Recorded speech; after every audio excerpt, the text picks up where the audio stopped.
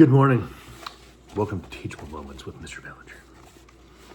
I feel like I need one of those spa cucumbers. I read an article. No, I looked at an article. It was kind of in the headline. Nothing new. Whether you go to the spa and you put like the cucumbers in your eyeballs, the slices. But the way it was written, it sounded like the lady was using like an entire frozen cucumber and rubbing it on her face. I don't think I'm going to do that. So this one's a little scripted, got a little long. It's about space. Because the Scientific American finally said the quiet part out loud, which is a phrase I don't really like, but then I looked it up where it came from. Apparently Krusty the Clown from The Simpsons said it, like back in the 90s. And everybody started using it and kind of tweaking the phrase a little bit. So I just used it because Scientific American said that going to space is dumb. So let's talk. Space is the final frontier, according to Star Trek, where that ship comes out. You fall on the floor, get knocked back in your chair. That was so fun watching that. Or in the alien universe, where no one can hear you scream. I think that's probably more likely what would happen if you're in space for too long. Also, it turns out it's a really expensive way to die. So, space. It's been in fiction for a long time, sci-fi, especially Isaac Asimov with his Foundation series, the intergalactic sci-fi empire, basically an allegory for the Roman Empire. Or Frank Herbert and his spice world, where you can travel through hyperspace as long as you're blitzed on like hallucinogenic sand. That works out really well. Your eyes got to be blue and you kind of got to be a little tweaked. Otherwise, it's fine. And those weird, what were those things? Penis ships or something? And then, of course, Star Trek and Star Wars depicting just, it's easy. You just kind of go fast and then you get somewhere. But there's a couple catches there.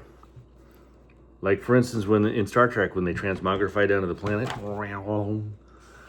they're sending a copy of themselves. But when they get back and transmogrify back, it's also a copy of themselves. So there's never an original again.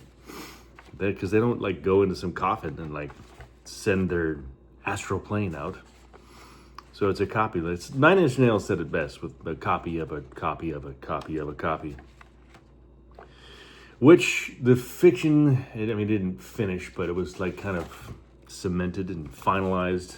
That whole concept of glorified hyperspace, faster than light travel, getting to other planets, somehow without everybody dying when you get there, because the math doesn't quite work out.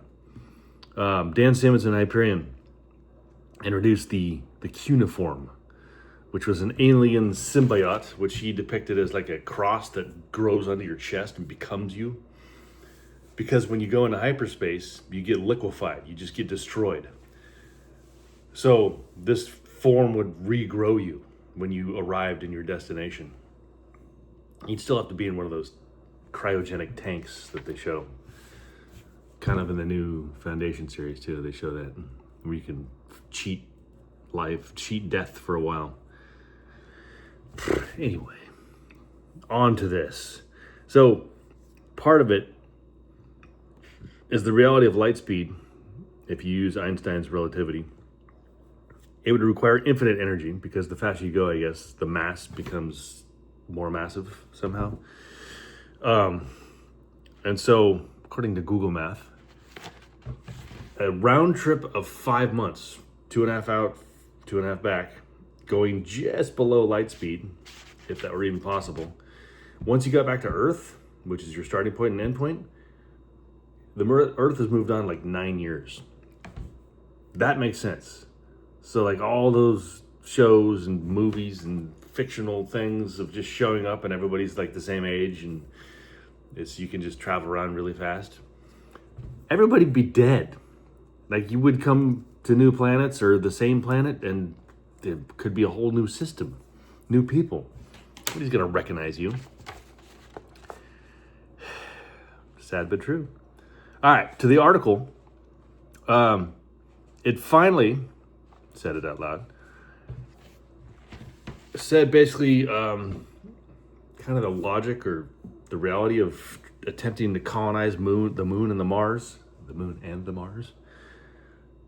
So when you're in space, everybody knows this. Nothing is new. It just I thought it was cool that somebody finally made an article about it instead of going, oh, look, we're on Mars with a robot.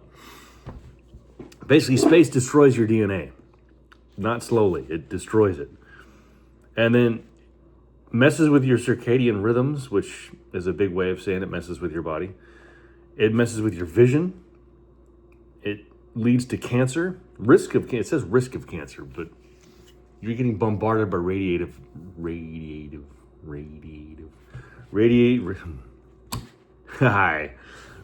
waves.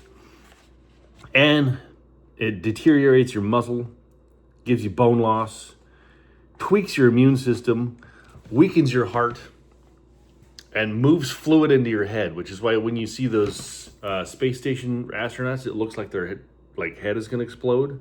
It's because all the liquid is going to their head.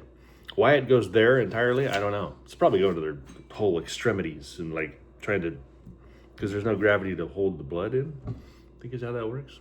I'm not a scientist. I'm not Neil Tyson deGrasse, who is somehow good at everything. He knows the ratio of shuffled cards or what it's like to travel through the center of the earth if you could drill a hole. That guy, man. He's an astrophysicist who somehow is just everywhere all the time, knowing all the things. Which is cool, but maybe he needs to focus. I don't know.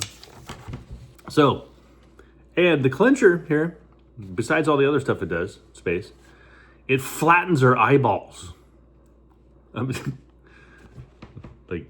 Inward, out, I don't know. It flattens our eyeballs. And obviously, if you get radiated, it leads to nausea, which means you could puke in your spacesuit, which would be bad. That would be bad. And then we always call space the final frontier, which especially Star Trek. But because it's the last undiscovered thing. And besides, the ocean, which is still there and undiscovered, it seems to imply that there's a bunch of riches and tropical planets that we need to go and colonize and take. But space is a cold, radioactive vacuum of death that leads to brain damage, among all the other things. Consider yourself... the ships wouldn't be all glorious like they are in the movies, obviously. I mean, they might have this spinny thing like they have in 2001 Space Odyssey or The Martian. They had used NASA science to depict reality or what it would actually be like. But in The Martian, there was that dust storm at the beginning on the planet, which wouldn't happen because that's not how Mars works. So the whole premise of the movie is false. But without that inciting incident of the dust storm, we wouldn't have a movie. So it's okay. We allowed that. And what is the purpose of going to space? You go study the ocean and come back with plankton and stuff and how it works. But if you go to space, you would just be constantly trying to survive. It would be like torture. Again, this is all a summary paraphrase of the article, Scientific American. And then the constant updates of NASA's nuclear dune buggy sending us pictures of the rocks. Look at rocks. And then it comes back around and takes a selfie of its own little robot arm. Ooh, there I am.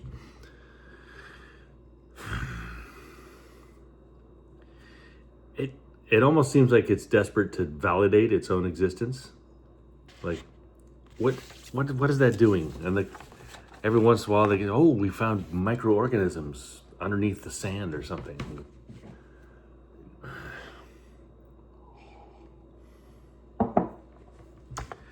All right. So, I think some of my students last year maybe heard in science class or something. They came in just out of the blue and said, I'm not going to be an astronaut or go to space. And I agreed with him 100% based on all this information I just gave you. Like, it's not on my list of things to do. It's not on the bucket list. Earth is still technically a paradise, even though corporate greed seems to be destroying and capitalizing on whatever's left, whatever once was. But hopefully, if we get mad enough, perhaps they'll stop if they hear our collective scream. And that was it for today, folks. Forgot what I was going to say. I'm going to have to cut that. Dang, it's not going to be super live / edited. This has been... Can't even remember what my own channel is. This has been Teachable Moments by Mr. Bellinger. Have a good day on this Wednesday. Don't say hump day. Don't say, oh, it's the middle of the week. We only have 2 more days to go. Shut up. Can't stand that. The tradition of doing the, oh, it's Monday, and then you get to Friday. I think it is Friday. It's me. No, just live one day at a time like a coyote or something. They don't care what day it is. They just go around and poop on the trail and ha ha ha ha.